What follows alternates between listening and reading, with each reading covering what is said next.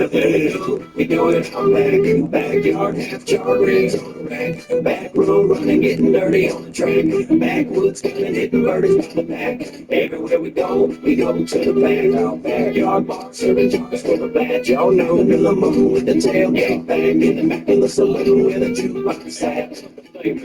T-Thrash from the Georgia boys, with Bubba Sparks and the Moonshine Band is making noise. And you can find us out back, make it shine. If you want to taste test, then get in line. Yeah, we keep it real fired up. And I keep a camouflage mud jug.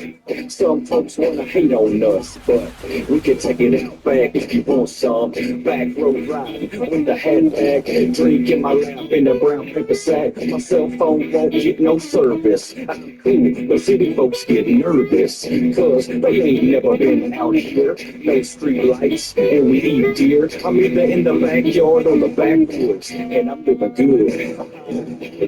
We do it out back, backyard, jar ribs on the rack, back road running, getting dirty on the track, backwoods coming, hitting birdies by the pack. Everywhere we go to the back, backyard bar, serving jars for the batch, back under the moon with the tailgate back in the back of the saloon where the jukebox sat.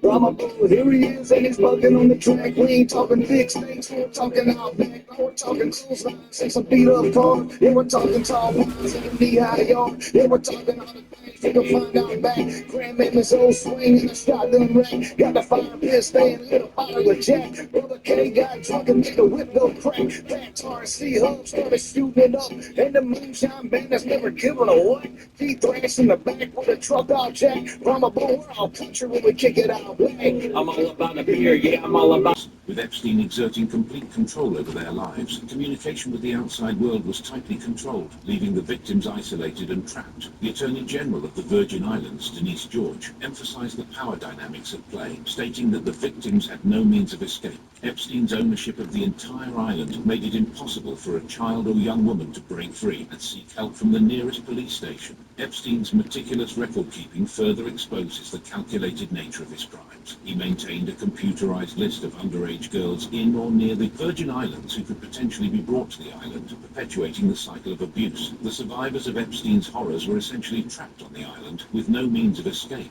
One survivor, speaking on the condition of anonymity, shared her harrowing experience. He raped me. He brought me off the island to his office in St. Thomas, and he actually raped me in his office. He also trapped me in his bedroom on the island, where he had a gun strapped to his bedpost. I couldn't leave. The only means of getting off the island was either helicopter or boat. Attorney Jordan Mercer represents several alleged victims who are suing Epstein's estate. He encourages others to come forward and file complaints before the legal window closes. In the heart of this scandal lies the courageous voice of Virginia Roberts-Giuffre, a woman who has come forward with shocking allegations against none other than Prince Andrew. Giuffre claims that she was sexually abused by the prince on Little St. James Island when she was just 17 years old. It was kind of my life. It was a really scary time in my life. I had just been abused by a member of the royal family. I didn't know.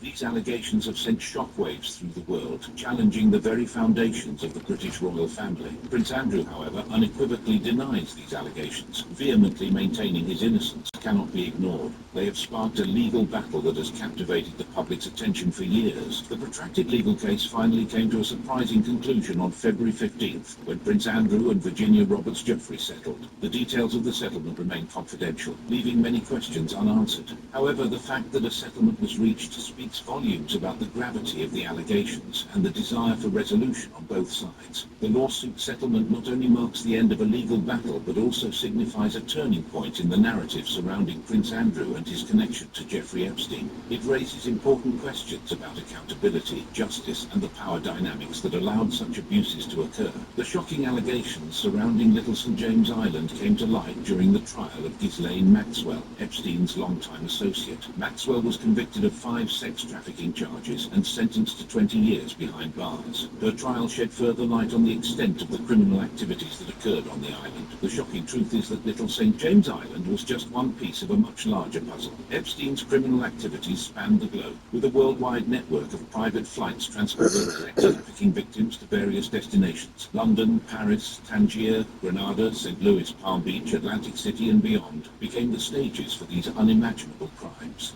The fate of the Epstein Island.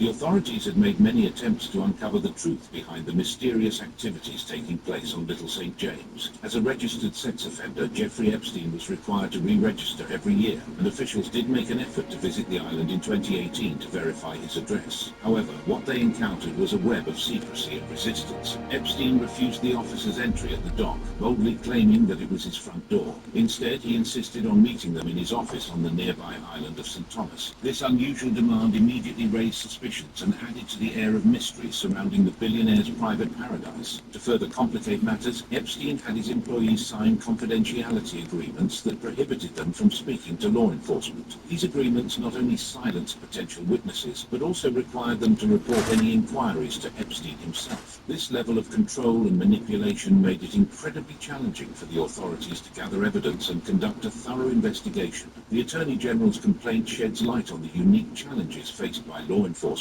when dealing with a sex offender who possessed his private islands and had the resources to fly victims in and out on private planes and helicopters. This allowed the Epstein enterprise to operate under the radar, evading scrutiny and limiting the chances of exposure. Moreover, both Little St. James and its neighboring island, Great St. James, were protected areas due to their coral reefs and wildlife. Local planning officials had long suspected Epstein of exceeding his building permits, and the Attorney General's complaint confirms that he was fined thousands of dollars for breaking environmental rules. However, for someone like Epstein, who possessed immense wealth, these fines were merely a drop in the ocean. The complaint argues that Epstein's purchase of Great St. James was nothing more than a smokescreen to conceal the illicit activities happening on Little St. James. The Epstein enterprise acquired the island for a staggering sum of over $20 million, intending to ensure that it would not become a base from which others could view their activity. A fierce legal battle ensued over his vast assets, including the infamous Epstein Islands. The government of the U.S. Virgin Islands sought control of these assets, hoping to use them for the benefit of the victims of Epstein's sexual assault crimes. However, the billionaire's executor fought against the government's request. They argued that the assets should be used to establish a relief fund for the victims, and they asked the government to unfreeze the islands so they could be sold off. In response, the government accused the executor of mismanaging the estate. They claimed that funds were being spent on lawyers, landscaping, and helicopter fees, rather than being allocated to the brave women who had come forward to participate in the compensation fund. This legal battle continued for nearly 2 years, leaving the fate of the Epstein Islands in limbo. But in November 2022, a settlement was finally reached between the U.S. Virgin Islands and the Epstein estate. As part of the agreement, the estate agreed to pay the government $105 million and half the proceeds from the eventual sale of the islands. Additionally, the estate would pay $450,000 to rectify the environmental damage caused by Epstein's removal of centuries-old historical structures of enslaved workers on Great St. James Island. With the legal hurdles cleared, the Epstein Islands were put up for sale, attracting the attention of various investors. Among them was Stephen Deckhoff, an ambitious investor with grand plans for the islands. On May 3, 2023, it was announced that Deckhoff would be purchasing both Little St. James and Great St. James for a staggering $60 million.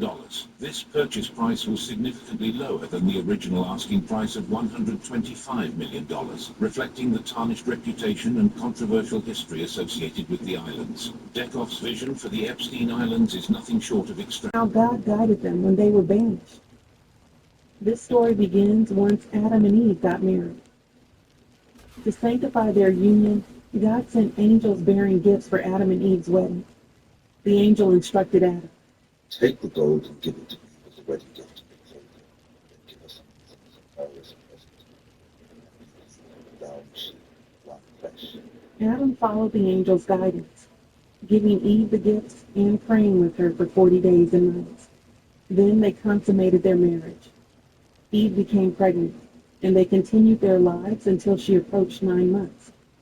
When the time came for her to give birth, she endured great pain. Adam was deeply troubled for her, as she was near death, fulfilling God's words to her. In pain you will give birth to children. Seeing Eve's distress, Adam prayed to God, asking for mercy and deliverance for her. Adam said, O Lord, look upon me with the eye of thy mercy, and bring her out of her distress. God looked upon Eve with compassion, and she gave birth to her firstborn son and a daughter.